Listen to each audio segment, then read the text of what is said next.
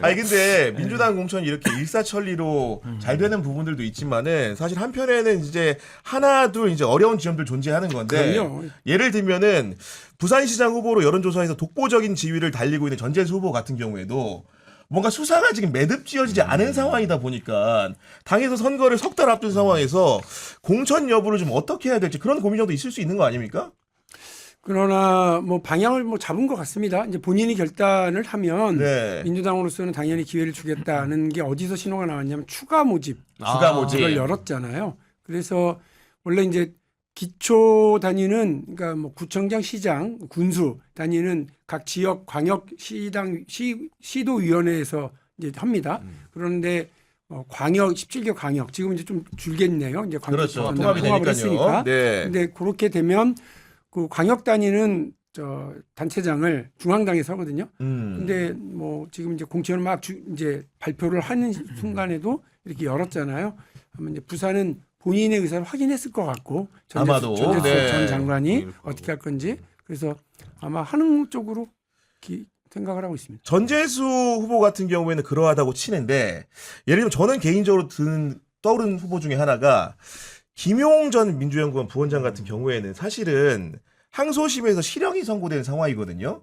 대법원 판결을 앞두고 있는 상황인데 지금 보면 출판기념회를 전국적으로 다니고 있는 상황이고 본인의 출마지로는 경기 평택을이 구체적으로 거론되는 상황인데 당이 이런 상황에서 공천을 좀 어떤 식으로 이제 결정할 수 있을 것인가 이런 생각이 좀 들었어요. 그러니까 이제 김용 전 부원장 같은 경우는 사실 이게 이재명 대통령하고 한 팀으로 이제 정치를 해오신 분들이라는 그 점을 전제를 해야 될 것 같고 과거에도 이재명 대통령 대표 시절에 무슨 법정연금이다 이런 말도 나왔었어요. 뭐 주 5일을 막 법정에 매일 불러대니까 정치 활동을 할 수가 없는 거예요. 그냥 옛날에 YS 대통령은 집에 연금처럼 묶어놨다라고 한다면은 이제는 새로운 개념으로 윤석열 시대가 와가지고는 매일 기소해가지고 법정에 묶어놓는 이런 식의 행태를 보였는데 저는 김용 부원장 같은 경우도 이것도 재판 연금이에요. 법정 연금과 유사하게 네. 대법원에서 칼자루를 쥐고 끝까지 결론을 안 내주니까 1년 넘게 지금 그러니까 아무것도 네. 못하게 또 만드는 격이거든요. 그래서 저는 이번에도 뭐 공소 취소 모임도 있고 여러 가지 지금 이 잘못된 부분에 대해서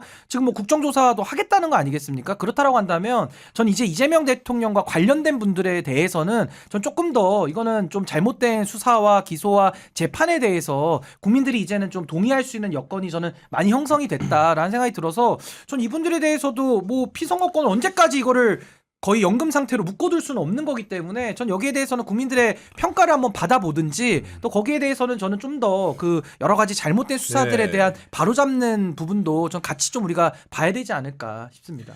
통상적으로 신급별로 이제 어떻게 보면 개월수라는 게 사실은 표준적으로 있는데 지금 대법원 판결이 1년 넘게 안 나온다라는 것은 굉장히 기준에서 이례적이죠. 벗어난 측면 중 이례적이라고 평가할 수 있는 대목인데다가 사실은 이게 대법원이 이제 사실심이 아니고 법률심의점에 비춰볼 때 그 원심에서 만약에 이렇게 유죄가 나온 경우에는 뒤집히는 경우가 많지 않기 때문에 만약에 서로 그 이후에 선거 기간에 판결이 안 나서 당선이 되더라도 향후에 그런 것들이 또 취소되는 경우가 있을 수 있기 때문에 정당 입장에서는 공천 문제를 여러 가지 케이스로 생각해야 되기 때문에 고려지는 많은 것 같은 여쭤보는 겁니다. 아니, 그렇죠. 네. 이제 예를 들면 공천을 했고 당선이 됐는데 갑자기 사후적으로 또 대법원이 나서서 한다 그러면은 또 이제 다시 또 선거를 다시 치러야 돼 이런 문제가 생기기 때문에 저는 지금 이재명 대통령 관련된 분들 특히나 해서 여러 가지 수사받고 재판받고 하는 부분들에 대해서는 그 과정에 대한 문제들을 국민들이 지금 많이 문제 삼고 있으니까 전 거기에 대해서는 순리대로 저는 국회가 할 역할들은 역할대로 하고 또 공천에 대해서는 저는 뭐 대법원을 그러면 언제까지 마냥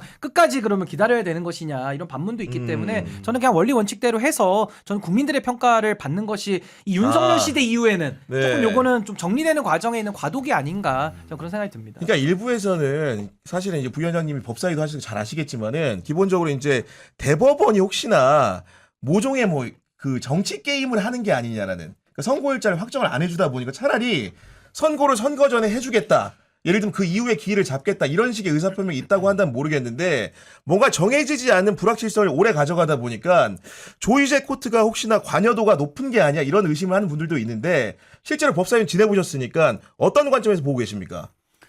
아니 그래서 뭐 왜 이렇게 그것뿐만 아니라 우리 일반 국민들께서 대법원의 확정 판결을 기다리는 분들이 진짜 많거든요. 근데 그 세워라 내워라예요. 그래서 그것 때문에 고통받는 분들 많으니까 네. 대법원 숫자 증원해달라. 자기들이 요청한 적도 있었고 심지어는 나경원 의원이 중심이 돼가지고 저 보수당 쪽에서 증원하자고 요청한 적도 있었는데 지금 민주당이 증원하자고 그러니까 그건 잘못됐지 이렇게 얘기하는 건 잘 납득이 안 가고 네. 정치인으로서 정청래 대표와 지도부의 참 이게 난제구나 하는 생각이 든 건 사실은 저는 이제 인천 계양을 어떻게 예. 할 거냐. 거기에 이제 김남준 전 대변인하고 송영길 전 대표 이게 존재감 자체가 뿜뿜인 그렇죠. 두 분이 그렇죠. 계시고 이거 어떻게 조정할까? 그리고 예를 들면 박찬대 의원이 이제 출마를 확정하게 됐으니까 연수가 비는데 그렇죠. 연수에 여기 가시라고 하면 네가 가라 연수 이렇게 할 수도 있지 않나. 그래서 요거를 스무스하게 잘 조정하는 거. 단수 공천을 발표하면 뭐 어떻게 보면 그 어렵지 않을 수도 있는데 맞아요. 예, 네. 예. 어려운 숙제는 조금 더 뒤로 미루는 느낌이거든요. 이제 지혜를 잘 발휘하기를 기대하겠습니다. 그런 상황이고 이제 결국은 이제 조이대 코트를 얘기한다라는 것은 민주당 지도부에서 공개적으로 지금 이제 물러날 때라는 얘기를 하고 있기 때문인 건데 우리 신인규 대표가 보기에는 조이대에 대한 이런 민주당의 공세에 대해서는 어떻게 보고 계십니까? 아니 근데 저는 조이대 대법원장은 일단 자격이 없잖아요. 그 자리에 있을 수 있는 분이 아닌데 지금 대법원장 자리를 지키고 있다 보니까 문제들이 계속 나오는 거예요. 지금까지도 계속. 네. 예. 근데 그 문제가 뭐냐? 뭐 조이대 대법원장이 뭘 잘못했는데라고 묻는다면 결국에는 사법부의 불신을 누가 만들어냈느냐? 그 가장 대표적인 게 지기현 재판장의 구속 취소 인용 결정이 하나가 있는 거고, 그 다음에 조이대 대법원장이 했던 그 선거법 사건을 전원합의체로 끌어오르는 과정에서도 절차상의 문제가 이미 드러났고. 거기에 대해서 파기환송을 내리다 보니까 뭐 파기환송 결론에 대해서 제가 시비를 걸자는 게 아니라 그때가 대선 임박해서거든요. 5월 1일인가 아마 그랬을 건데 파기환송 돌려내니까 대선을 앞두고 갑자기 고법의 재판이 진행이 되는 희한한 일을 벌였거든요. 근데 그게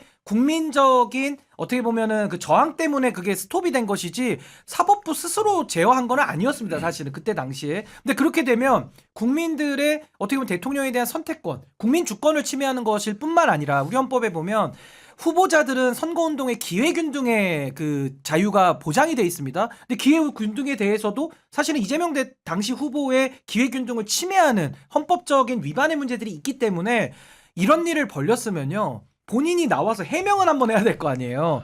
지금까지 단 한 번도 설명하지 않습니다. 그러면서 지금도 사법개혁안이라는 게 나온 거에 대해 가지고 국민들 핑계를 자꾸 대요. 그럼 네. 국민들 입장에서는 우리가 묻는 거는 답은 안 하면서 자기 위해 가지고 우리를 파네? 얼마나 국민들이 불쾌할 수밖에 없겠습니까? 그렇기 때문에 저는 조이대 대법원장에 대해서는 저는 자격이 없다라는 전제 위에 이걸 지금 민주당에서 일부 의원들이 뭐 지금 조국혁신당 무소속 의원들 힘을 합쳐가지고 무조건 탄핵 이렇게 가면은 저는 실패한다고 봐요. 그게 아니라 재판을 가지고 정치 행위를 한 부분에 대해서 저는 국정조사를 열어봐야 된다고 봐요. 열어서 이번에 이틀 전에 법원 노조에서도 입장을 냈는데 그런 분들의 의견을 듣고 그러고 나서 국민적 여론의 의사를 물었을 때 조이대 그 자리에 있어서는 절대 안 되겠다. 내려오라고 얘기해도 안 내려온다. 그럼 그때 가서 탄핵을 열어놓고 가는 거예요. 근데 그게 아니라 먼저 답을 정해놓고 탄핵으로 그냥 가겠다라고 하면요. 국민들이 보시기에는 사법개혁 3법 밀어붙인 다음에 또 탄핵으로 오네?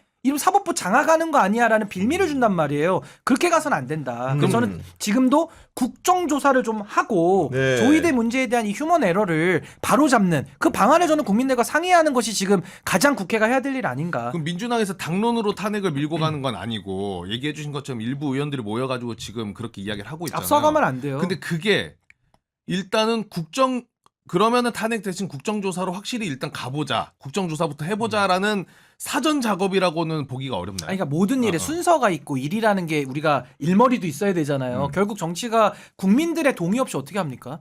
헌법재판소도 정치적 사법기구이기 때문에 국민 여론을 보면서 탄핵 심판하는 거거든요. 그러니까 저는 지금 일부 의원들이 막 탄핵 청문회를 열고 탄핵을 뭐 탄핵한다 써놨으면 이게 아니라 국정조사를 통해서 문제점들을 국민 앞에 밝혀내고 그러고 나서 국민들이 이거 도저히 안 되겠다 탄핵하자라고 했을 때 반보 앞서가지고 탄핵안을 발의하더라도 민주당 의원들 전원이 발의를 같이 해야죠. 왜 그걸 일부가 먼저 앞서가지고 탄핵이라는 것을 답을 정해놓습니까? 제 기억으로는 이성윤 의원이 아마 이거를 제일 먼저 뭐 시작하고 뭐 무소속의 뭐 최혁진 의원이 뭐 발의했다 이러던데 전 이렇게 가면 의원들 개개인들이야 뭐 언론에서 주목을 좀 받고 할지는 모르겠으나 이 조이대 문제를 해결하는 게 얼마나 중요해요. 이 중요한 문제를 저는 그렇게 좀 일사불란하게 이거를 힘을 모아서 가야지 각자 플레이를 해가지고 일을 그르친다? 전 그건 역사에 죄 짓는 일이라고 생각해요. 절대 네. 그렇게 해서는 안 된다고 봅니다. 그 우리 부위원장님한테 여쭤보고 싶은 거는 기본적으로 이제 그 조이대 대법원장이 그 법원 행정처장이란 자리에 사람을 임명을 하면서 그 천대엽의 후임으로 박영재 대법관을 임명을 했었다가 이제 그분이 사의를 표명했는데 이분이 이제 이재명 대통령의 공직선거법 사건 주심이었거든요. 그러니까 법사위원 하시면서 법원 행정처장이 사실 국회랑 굉장히 긴밀하게 일하는 역할이고 특히나 여당과의 관계가 중요한데 이런 사람을 임명한 거에 대해서는 좀 어떻게 생각하십니까? 말씀하신 것처럼 법원 행정처장은 아예 국회 와서 살죠. 예, 그래서 뭐 상임위 열리면 거의 뭐 오고요. 평상시에도 법원 행정처장과 차장이 뭐 그야말로 의원회 하는 거죠, 그냥. 의원회 관련 네. 서사신제 다니면서 이러저러한 얘기들을 하는데 문제를 그러니까 뭐 이게 좀 꼭 정치의 관계는 아니라고 생각할 수도 있습니다만 사법부의 수장이 입법부와의 관계를 잘 풀려고 하는 사인일까? 네. 이건 너무 뭐 당연히 아니, 그러니까요. 네, 그러니까 네. 이거를 저렇게 하면 될까 이런 생각이 있었고요. 또 아까 잠깐 신윤기 변호사 말씀하셨던 대선 직전에 그 항소심 파기환송 사건은 제가 그때도 그렇게 표현을 했거든요. 이건 뭐 대놓고 헤드샷 한 거 아니냐. 맞아요. 네, 아니 그렇게 되면 어떻게 정확한 합니까? 표현입니다. 헤드샷을 하면 야구 선수들 알거든. 이거 일부러 던진 건지 아니면 미끈했는지. 왜냐하면 투수가 자칫 폭투를 넣으면 미안하다고 먼저 자기 모자를 잡고 고개를 숙입니다. 그러면 상대가 다 알아요. 아, 이게 일부러 그런지 아닌지. 근데 만일에 일부러 던져놓고 뭐 나 몰라라고 먼 산 쳐다본다. 이러면 이제 벤치 클리어링 되는 거죠. 다 뛰어나와야죠. 그러니까 저는 그때 민주당이 이상 행동, 이른바 폭투에 대해서 즉각적으로 대응하는 건 너무 당연한 거다. 그게 뭐 사법부를 흔들고 말고의 문제가 아니라 조기 대선이 임박해 있었고 그게 예정되어 있는 상황에서 이렇게 하는 건 말이 안 된다라고 말씀을 드렸던 것처럼 조이대 대법원장이 나는 평생 뭐 사법부에서 판사로서만 일을 했다. 잘 모른다. 정치를 모른다 이렇게 얘기할지 모르겠지만 그게 변명이 될 수는 없어요. 전혀 안 됩니다. 아, 네. 국민들 마음과 그 민심과는 따로 놀면서 사법부를 이끌어간다? 뭐 그런 시대가 아니라는 거 분명히 말씀드리고요. 그래서 본인이 진짜 소신이었으면 소신이었고 그거를 증명할 수 있는 이야기들을 하는 게 맞지. 사법 독립이라고 하는 그 장막 뒤에 숨어서 국민들 볼 때는 분노하고 의심할 수밖에 없는 행동과 그런 표현들을 쓴다고 하면 저는 사법수장으로서의 자격에 대해서 계속해서 아마 이런 논란이 벌어질 수밖에 없을 거라고 생각합니다. 결자 해제해야 될 거라고 봐요. 그러니까 저는 그 사법 독립이라는 것도 논의의 순서상 지금 제일 먼저 나올 수 있는 게 아니에요. 대한민국 헌법에 국민 주권이 있고 그 주권에서 이제 상권 분립이 나가면서 사법부가 있고 거기서 독립을 얘기를 하는 건데 제일 먼저 올려놓고 지금 자기들 멋대로 하겠다는 거 아니에요. 근데 이 사건이 얼마나 중요하냐면 일반 행정 공무원도 정치적 중립임을 어겼을 때 징계받거든요. 근데 이거는 사법부, 그것도 사법부를 대표하는 대법원장이 정치 개입을 했다라는 지금 의심을 받는 상황 아니겠습니까? 그럼 이거는 얼마나 심각한 거냐면 대한민국의 대통령은 우리 국민들이 뽑게 돼 있고 주권이 국민에게 있는데 그걸 사법부가 딱 판단해서 야, 이 사람은 1등이지만 안 돼. 날려. 2등이 해. 그럼 그때 2등이 누굽니까? 한덕수 아니에요. 교체됐으면 사실은 그거 막혀서 그렇지. 김문수, 한덕수 둘 중에 하나 아닙니까? 그럼 갑자기 대한민국의 주권을 사법부가 1등 후보를 제거하는 방식으로 자기들이 선택해 버리는 거죠. 그럼 이거는 국민주권주의가 아니라 사법주권주의가 되잖아요. 엄청난 일을 벌린 겁니다. 그래서 어제 법원 노조에서도 이틀 전에 아니 조이대 대법원장 물러가라고 자격이 1도 없다고 어떻게 본인이 나서서 그 후보를 정하고 그 짓을 합니까? 그리고 대통령을 날리려다가 실패했으면 집에 가라는 거예요. 너무 정확한 말이잖아요. 그러니까 전 이게 제 얘기가 아니라 법원에 조이대 대법원장의 지휘 감독을 받는 소속 공무원들이 그 정도 얘기하면요. 아까 부위원장님 말씀하신 대로 이거 폭투면요. 모자 벗고 해야 돼요. 근데 지금 자기 직원들이 들이대는데도 이거 아무 의식이 없어요.